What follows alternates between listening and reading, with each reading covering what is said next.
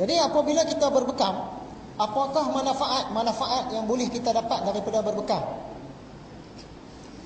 Hadis riwayat Imam Bukhari, maksudnya hadis yang sahih.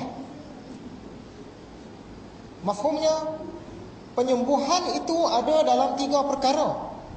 Kita nak sembuh daripada penyakit ni ada 3 cara. Yang pertama, sayatan bekam. Kita lukakan dan kita bekam. 1. Yang kedua, minum madu. Yang ketiga, sundutan dengan api. Dia panaskan besi api tu, dia bakar di situ. Namun aku melarang umatku melakukan sundutan dengan api. Nabi Muhammad kata nak sembuh daripada penyakit ni ada 3 perkara boleh kita buat. Yang pertama bekam, yang kedua minum madu, yang ketiga bakar dengan api. Tapi Nabi Muhammad dia kata yang bakar dengan api tu jangan buat. Jangan buat tu maksud dia makruh. Nak buat boleh tapi makruh.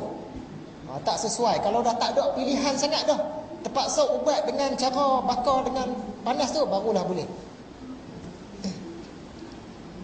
Ini kata Nabi Muhammad. Dah tentulah kita percaya kata Nabi Muhammad. Kemudian hadis riwayat Imam Bukhari, Muslim dan Imam Ahmad. Sesungguhnya di dalamnya, yakni di dalam amalan berbekam ada kesembuhan. Hadis riwayat Imam Bukhari dan Muslim.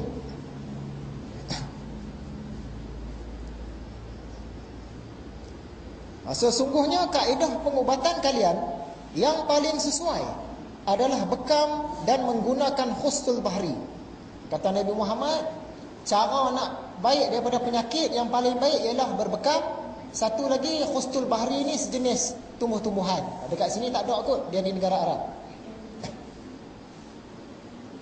Hadis riwayat Imam Abu Daud. Kata Nabi Muhammad, kalaulah dalam sesuatu dari apa yang kamu gunakan untuk berubat adalah baik, maka perkara itu ialah bekam. Kata Nabi Muhammad, kalau kamu nak berubat dan kalau ubat satu ubat yang baik, benda tu tak lain ialah berbekam. Kata Imam Ahmad pula, hadis riwayat Imam Ahmad. Kata Nabi, sebaik-baik pengubatan yang kalian lakukan ialah dengan berbekam. Ni cara berubat yang terbaik, kata Nabi Muhammad, ialah dengan berbekam. Takkanlah kita tak percaya kata Nabi kan. Cara berubat yang terbaik ialah berbekam. Tapi bukanlah semua penyakit boleh baik dengan berbekam. Cuma kata Nabi Muhammad, cara berubat yang terbaik ialah dengan berbekam. Hadis riwayat Imam Bukhari. Kalaulah dalam sesuatu antara ubat-ubat kamu ada penyembuhan, maka hal itu ada pada sayatan alat bekam ataupun sendutan dengan api. Tapi aku tidak suka sendutan dengan api. Kata Nabi Muhammad, cara nak baik ni ada 2 pula. Yang pertama berbekam, yang kedua bakar dengan api. Bakar dengan api. Tapi kata Nabi Muhammad, dia tak suka yang bakar dengan api itu tadi. Bekam dia suka. Dalam kitab Sahihul Jami', kata Nabi Muhammad, aku diberitahu Jibril bahawa bekam ialah kaedah pengobatan yang paling bermanfaat kepada manusia. Sebab itu kita tengok macam kes Palestin. Di Palestin sana kita duk hantar ubat. Hantar 10 tan ubat, lepaslah 1 tan. 9 tan lagi entah hilang ke mana. Hantar 10 tan, masuklah 1 tan. Apa kata kita hantar amalan berbekam ke sana? Banyak penyakit boleh selesai. Kalau 100 orang sakit, mungkin 50 orang boleh baik daripada sakit tanpa bergantung kepada ubat-ubatan. Jadi dalam dakwah Tajwid Segar kita sarankan supaya dia hantar, dia ajar kepada orang Palestin ni kaedah berbekam. Kalau ajar kaedah berbekam, dia tak kurang perlu pada ubat dah. Kalau tidak, tunggu ubat. Hantar 10 tan, masuk 1 tan, 9 tan hilang. Sama ada dirampas Israel ataupun diselewengkan oleh pemerintah Fatah. Jadi lebih baik kita hantar satu kaedah rawatan yang tak perlukan banyak ubat. Kata Nabi Muhammad tadi, sebaik-baik pengubatan ialah berbekam. Jadi kita panggil anggota Hamas ni tadi, baik kita ajar cara berbekam begini, bagi alat bekam. Lepas tu dia balik ke Palestin, dia pula ajar 10 orang lagi. Yang 10 orang tu pula ajar 10 orang lagi. Dapat dah 110 orang. Lama-lama di Palestin tu ramai orang boleh bekam. Banyak penyakit boleh selesai tanpa perlu kepada ubat. Tapi kita tu lah duk hantar duit. Bila hantar duit, separuh akan hilang. Bila hantar ubat, separuh kena rampas. Jadi rugi duit. Dalam hadis riwayat Imam Abu Dawud dan Al-Hakim, telah datang seorang sahabat kepada Rasulullah dan mengadu bahawa dia sakit kepala. Maka Rasulullah bersabda, berbekamlah kamu. Bila sakit kepala tak mau hilang, makan segala jenis ubat pun tak mau hilang dah. Try berbekam. Dan berbekam ni juga kalau orang kena stroke, insya-Allah dia boleh hilang stroke dia. Nasib dah.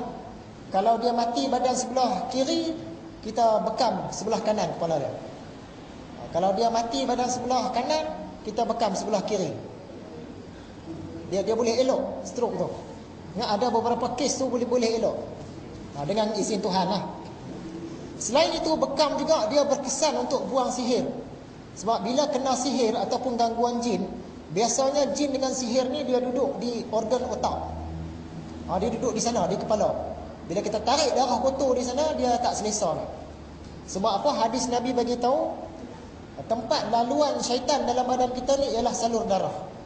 Sebab tu bila kita berpuasa, salur darah kita jadi nipis, jadi kecil. Maka syaitan dia payah nak masuk. Orang berpuasa, dia syaitan payah nak bisik kat dia. Tapi bila kita makan banyak, laluan darah jadi luas, syaitan dia lalu laju. Pada bahagian darah-darah kotor dia berhenti. Tu yang datang sakit. Sakit kaki, sakit apa kan. Kadang-kadang jin yang mengganggu ni, dia duduk di darah yang dekat dengan kepala. Sebab tu ada orang kena sihir, kalau kita bekam dia boleh hilang sihir dia. Sihir tu hilang. Dan ada juga orang nak buang jin dia pergi berbekam. Satu kes kawan saya, kawan kepada kawan lah, datang ke rumah dia orang nak berbekam. Nak bekam sangat-sangat, tak tahu sebab apa, bersungguh-sungguh sangat nak berbekam. Jadi kawan ni pun bekam. Bila bekam buang darah semua, malam tu dia datang hantu ke rumah orang tu. Rupa-rupanya dia nak buang dia punya hantu tu. Sebab tu dia bersungguh nak berbekam. Kita patutlah bersungguh sangat nak berbekam, nak buang hantu. Tapi hantu tu memang mengacau di rumah tukang bekam ni.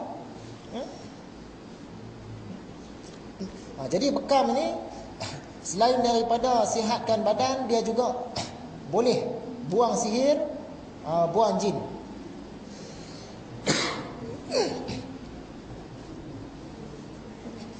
Kata Imam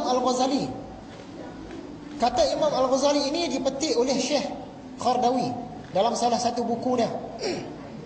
Kata Imam Ghazali, al-hijamah, iaitu berbekam, adalah termasuk fardu kifayah.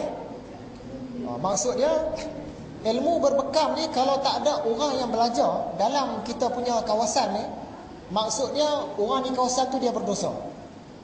Contohnya dalam daerah Terung ni, Mukim Terung ni, kalau tak ada satu orang yang boleh berbekam, yang pandai membekam, semua orang berdosa. Tapi kalau ada satu orang boleh bekam, yang lain semua selamat. Itu fardu kifayah.